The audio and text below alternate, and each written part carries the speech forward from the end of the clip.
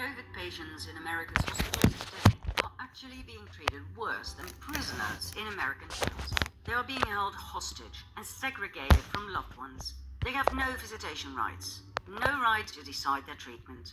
They are refused basic fluids, nutraceuticals, and nutrients.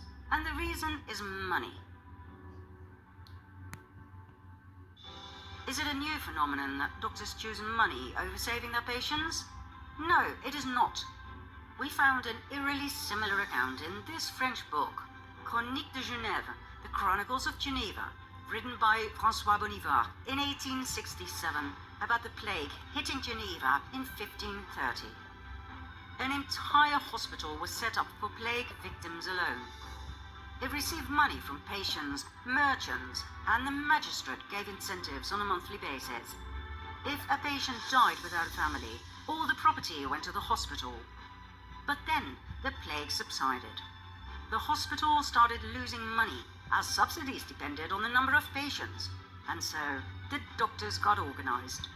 They began to cut the plague ulcers from the bodies of the dead. They dried them and ground them into powder, which they spread on door handles in the dead of night. That's right. They went from house to house downtown Geneva and secretly and intentionally spread the plague among healthy citizens in order to raise the numbers of patients and thus... They wouldn't lie to us. But one of the doctors got tired of this nightly adventures. After all, he had to care for his patients during... They've never lied to us before. Double shift, so to speak. He became careless and threw a bundle of dust into the crowd during the day. But the dust smelled awful, and the people recognized it as the foul smell of the Black Death.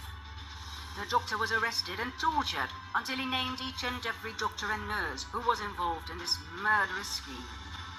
They were all arrested and executed. Not the answer. 30.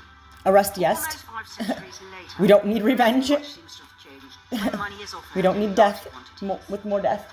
Now, we're not saying that the doctors of today should be punished in a similar fashion, but we do ponder sometimes what will happen when people wake up and realize what really happened to their loved ones in the hands of the doctors and nurses they trusted. We wouldn't be surprised if they'd have to run for their lives. Let's hope they will get a fair trial. After all, these are not the 1500s anymore, right?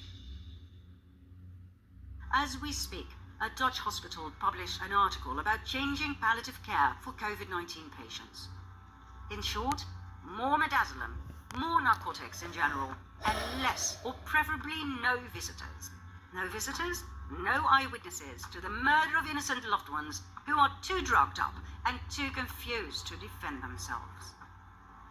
And as if that weren't enough, in May of this year, the WHO will gain total control over each and every country in case of a future pandemic. Well, I don't know how much At an anymore. upcoming conference on May 22 till 28, 2022, ultimate control over the world's healthcare systems is scheduled to be delivered, pending a vote, to the WHO that will give People like me, power to the you're WHO to welcome. direct